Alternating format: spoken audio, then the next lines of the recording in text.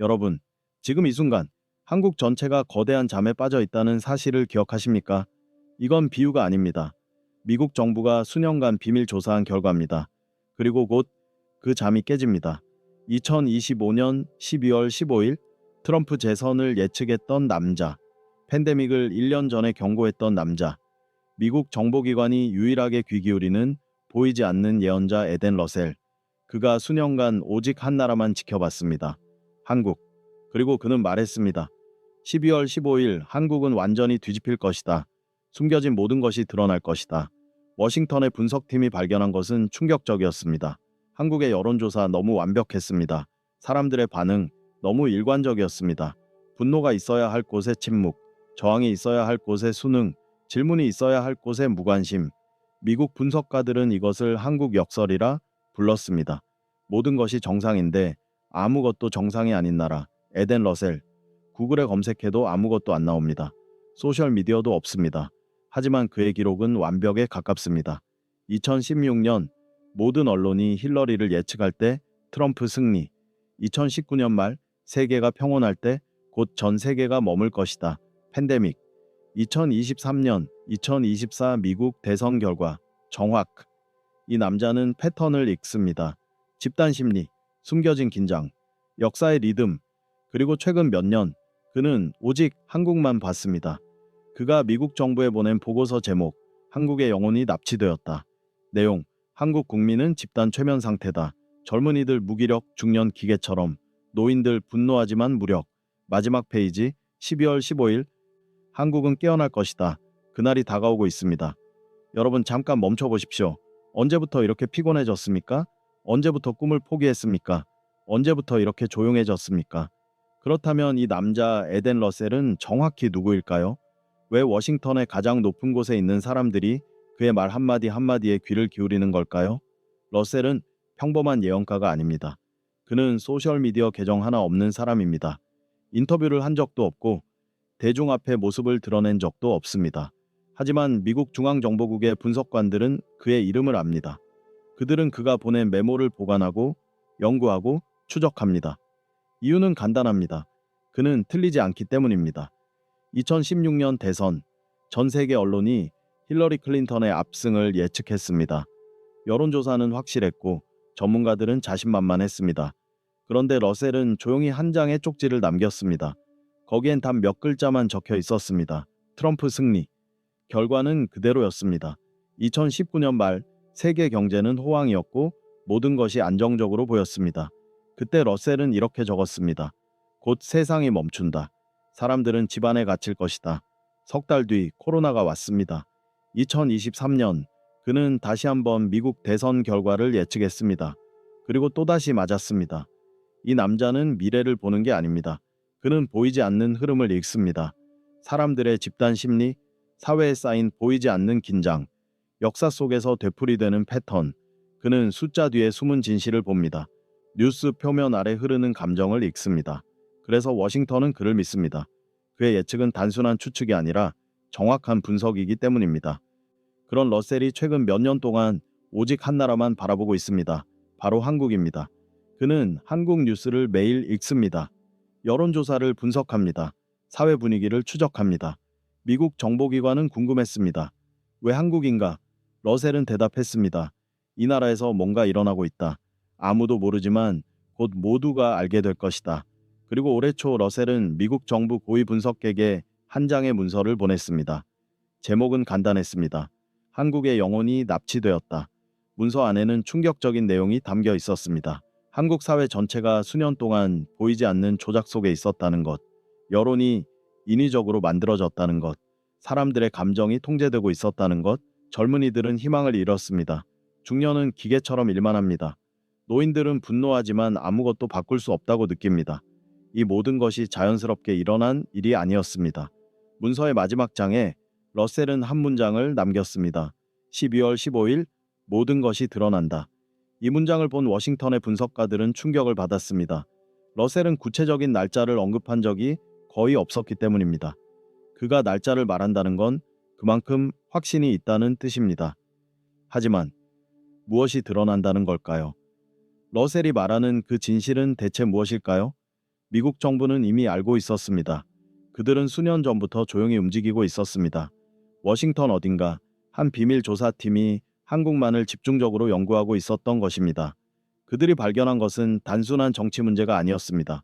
그것은 한 나라의 영혼이 어떻게 조작될 수 있는지에 대한 충격적인 증거였습니다. 이 조사팀은 2021년부터 움직이기 시작했습니다. 그들의 임무는 간단했습니다. 한국에서 무슨 일이 일어나고 있는가? 처음엔 단순한 호기심이었습니다. 한국은 민주주의 국가입니다.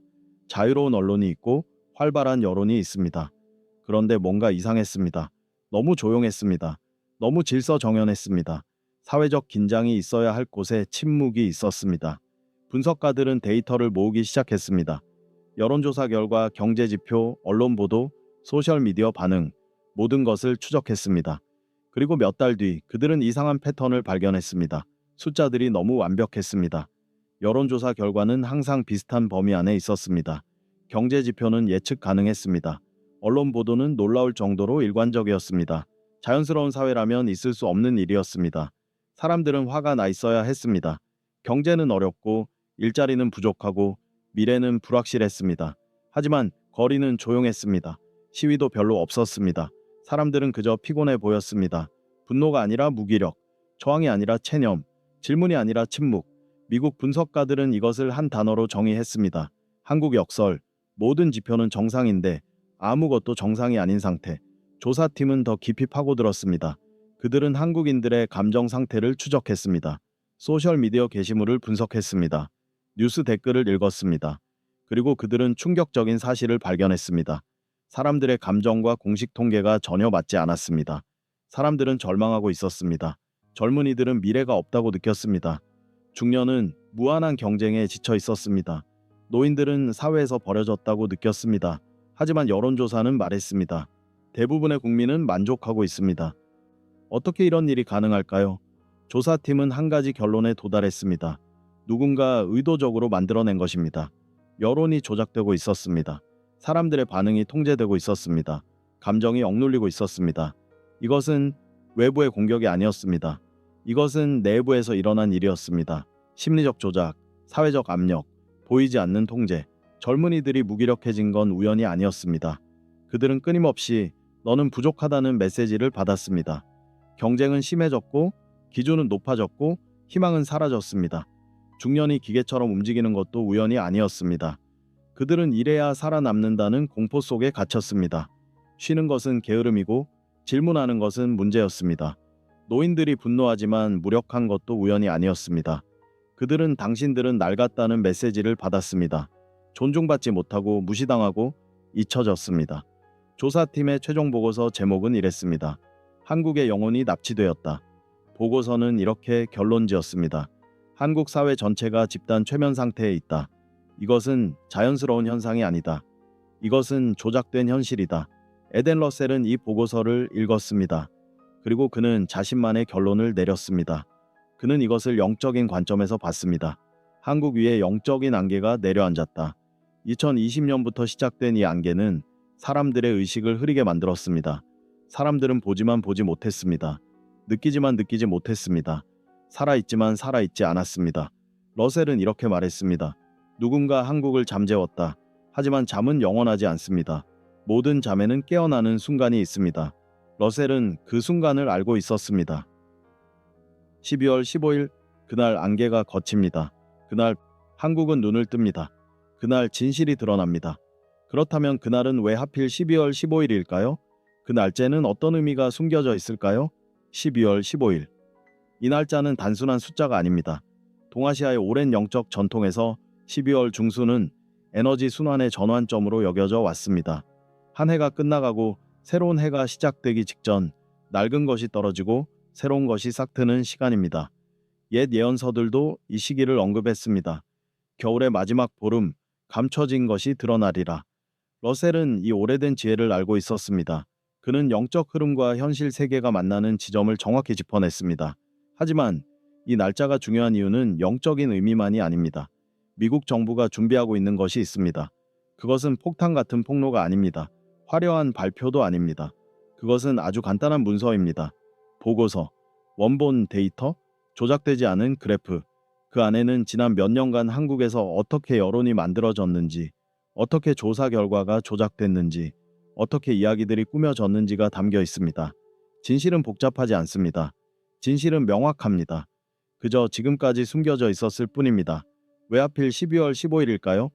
이 날짜는 전략적인 이유가 있습니다. 이 시기는 한 해가 끝나가는 때입니다. 사람들은 연말 준비로 바쁩니다. 선물을 사고 모임을 계획하고 한 해를 정리합니다. 기관들도 마찬가지입니다. 관심이 분산됩니다.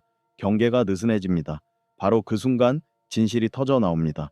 사람들이 가장 방심하고 있을 때 충격은 더 깊이 파고듭니다. 그날 무슨 일이 벌어질까요? 처음엔 조용할 것입니다. 한국 언론은 침묵할 것입니다. 문서가 공개되어도 다루지 않을 것입니다.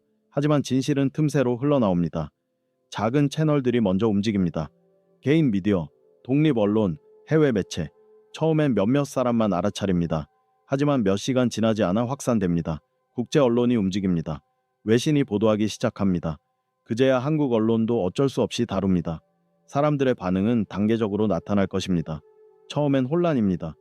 이게 진짜야? 불신이 먼저 옵니다. 말도 안 돼. 하지만 데이터는 명확합니다. 증거는 확실합니다. 불신은 깨집니다.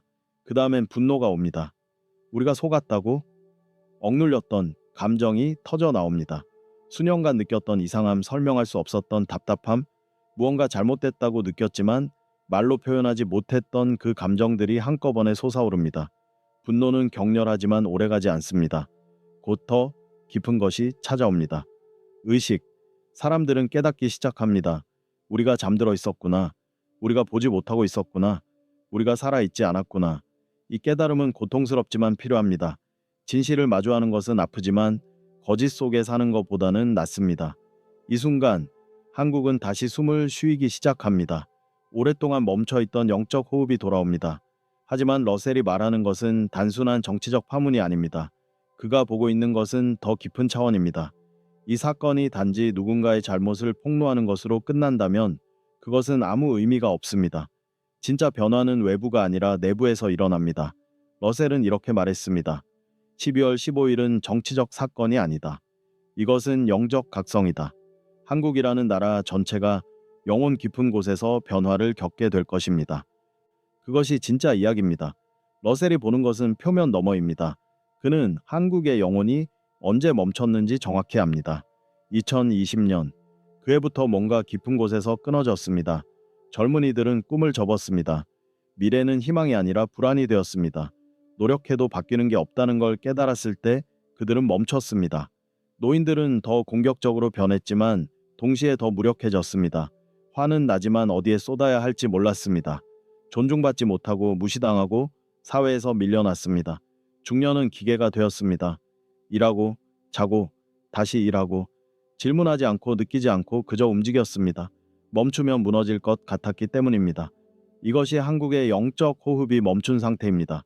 살아있지만 살아있지 않은 상태, 움직이지만 의식이 없는 상태. 러셀은 이것을 영적 질식이라고 불렀습니다. 나라 전체가 숨을 쉬지 못하고 있었습니다. 그리고 12월 15일 그 질식이 풀립니다. 한국을 덮고 있던 보이지 않는 막이 찢어집니다. 사람들은 처음으로 자신을 봅니다. 자신이 어떻게 살아왔는지, 무엇을 잃어버렸는지, 얼마나 오랫동안 잠들어 있었는지를 봅니다. 이것은 신비주의가 아닙니다. 이것은 집단적 인식의 깨짐입니다. 한 사회 전체가 동시에 같은 진실을 마주할 때 거대한 파동이 일어납니다. 러셀은 이 파동이 세 단계로 올 것이라고 말합니다. 첫 번째 파동은 부정입니다. 이건 거짓말이야. 사람들은 처음엔 믿지 않으려 합니다. 너무 충격적이기 때문입니다. 자신이 살아온 현실이 조작되었다는 것을 받아들이기는 어렵습니다. 그럴 리 없어. 누가 이런 걸 믿어? 하지만 증거는 명확합니다. 데이터는 거짓말하지 않습니다. 부정은 오래가지 못합니다. 곧 깨집니다. 두 번째 파동은 분노입니다. 왜 우리는 몰랐을까? 왜 아무도 말하지 않았을까? 억눌렸던 감정이 폭발합니다.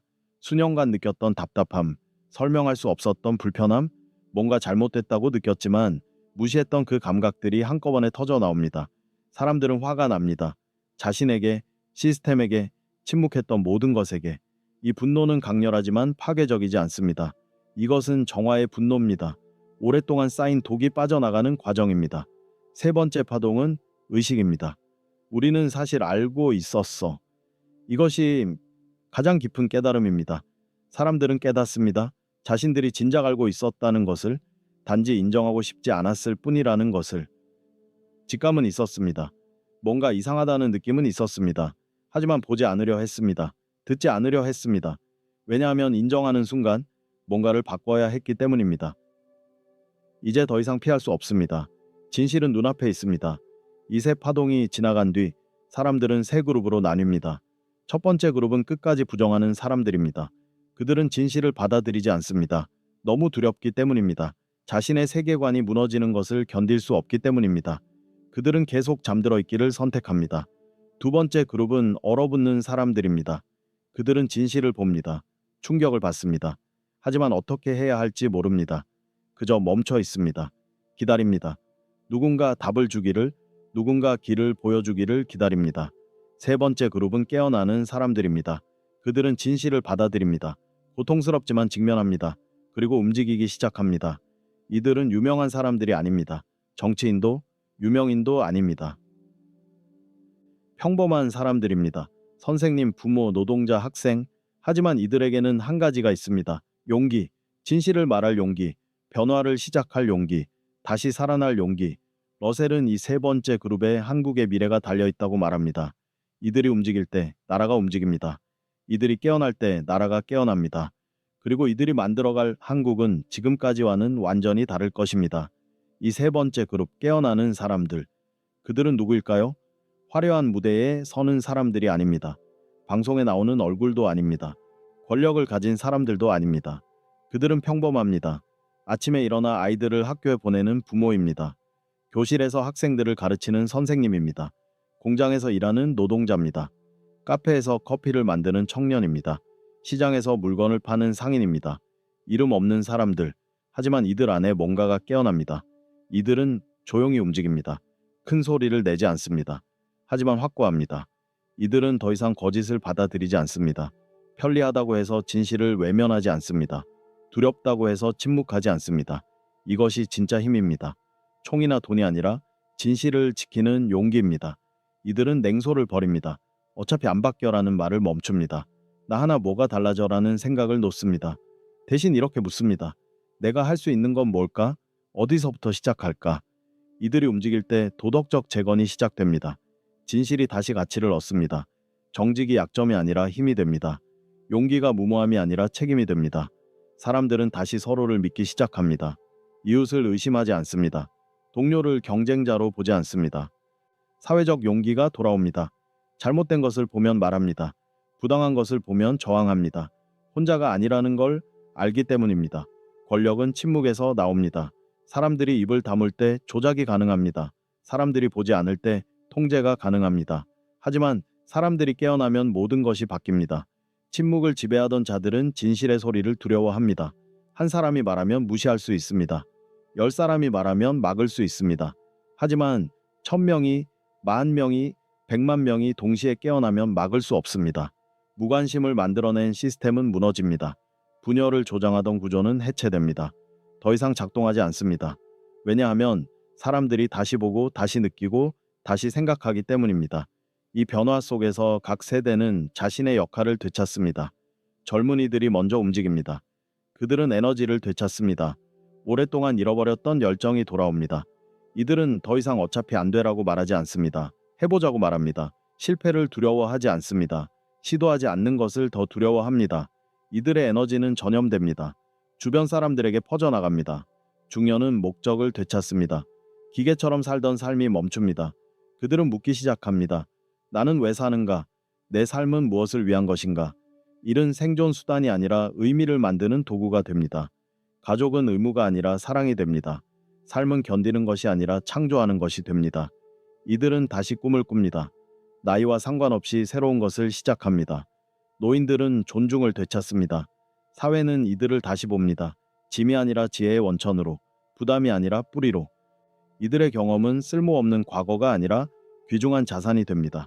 이들의 말은 잔소리가 아니라 조언이 됩니다. 젊은 세대는 이들에게 배웁니다. 중년은 이들에게 의지합니다.